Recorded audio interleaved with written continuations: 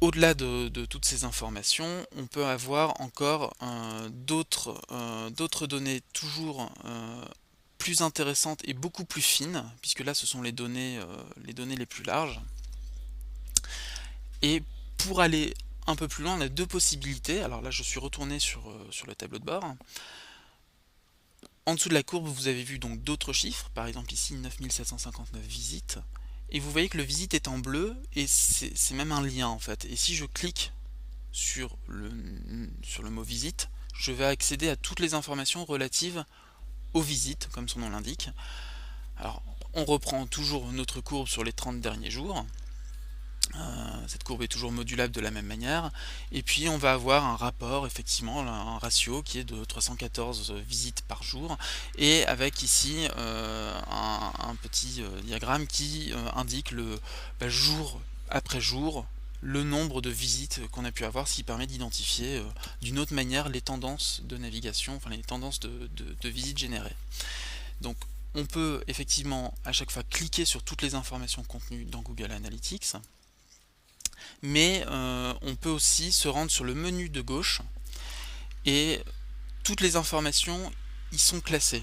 On a donc ici nos tableaux de bord, mais on peut avoir des informations sur les visiteurs, sur les sources de trafic, d'où viennent les internautes qui consultent mon site, et aussi sur le contenu, quelle partie de mon site est plus consultée, quelle est celle qui intéresse le plus mes clients, mes prospects.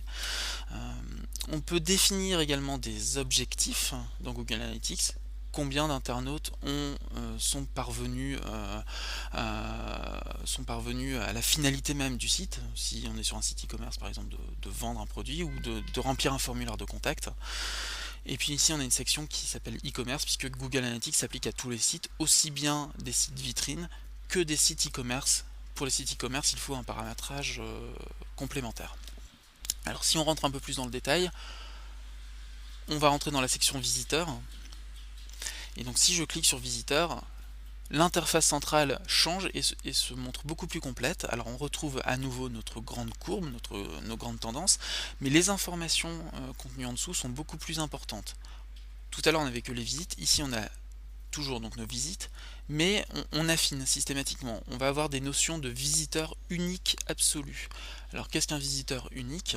C'est-à-dire qu'un internaute, voilà, on a eu 9007, la bonne interprétation, la bonne lecture, ce serait on a eu 9759 visites effectuées par 8074 visiteurs ou internautes.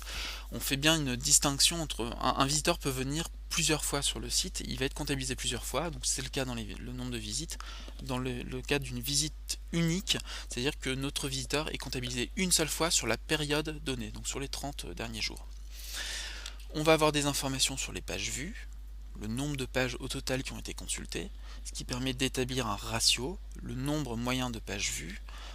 Ici on a 3,89, ce qui est plutôt un bon chiffre, puisque alors tout dépend des secteurs d'activité, mais d'une manière générale on constate que on va avoir entre 2 et 3 pages vues par site internet. Alors après tout dépend du secteur d'activité, ça dépend de beaucoup d'informations, mais c'est un indicateur sur l'intérêt qu'éprouve un internaute à consulter notre site.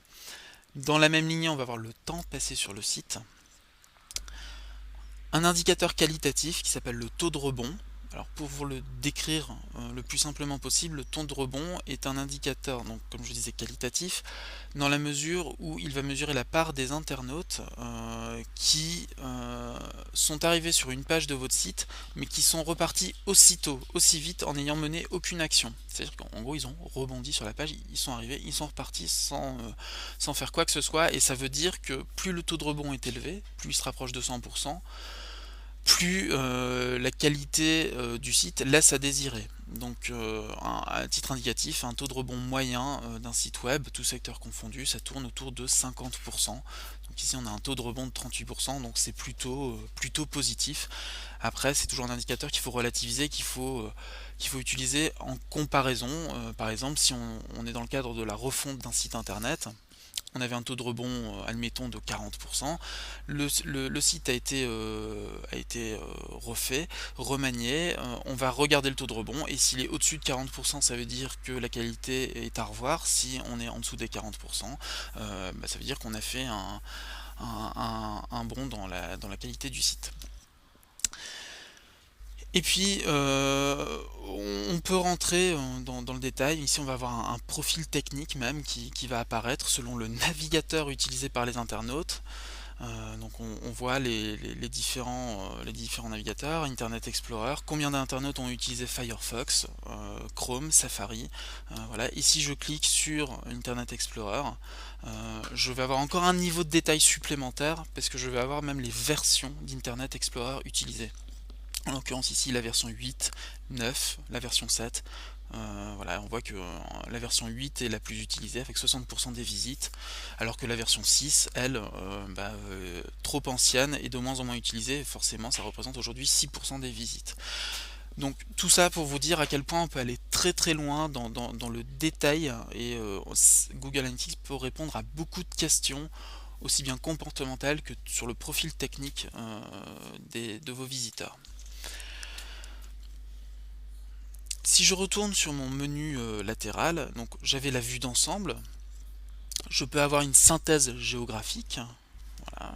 Donc la synthèse géographique, comme son nom l'indique, va montrer la concentration des internautes, où sont-ils répartis lorsqu'ils visitent mon site internet.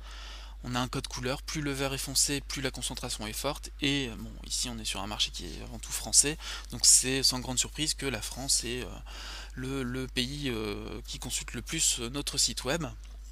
Mais on peut voir aussi qu'il y a des visites qui émanent des États-Unis, de Russie, d'Afrique du Nord, du Brésil, de l'Argentine, voilà.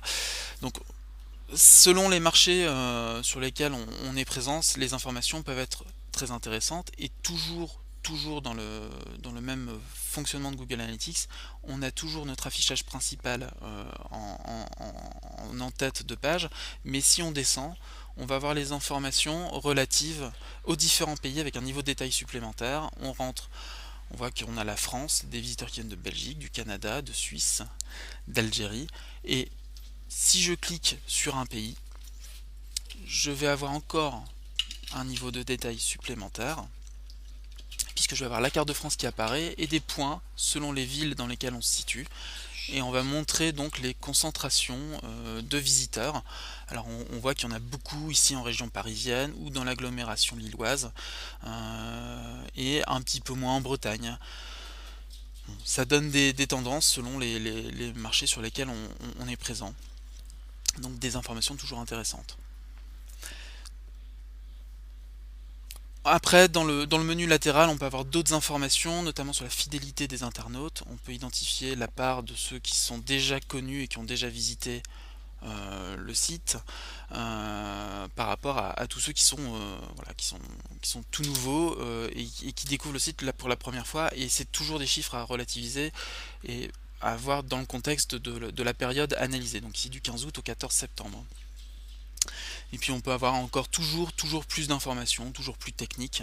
Bon, je ne vais pas rentrer dans les détails, c'est pas l'objectif de ce screencast, mais je pense que vous voyez à quel point on peut aller très très loin. Donc là c'était pour la section des visiteurs.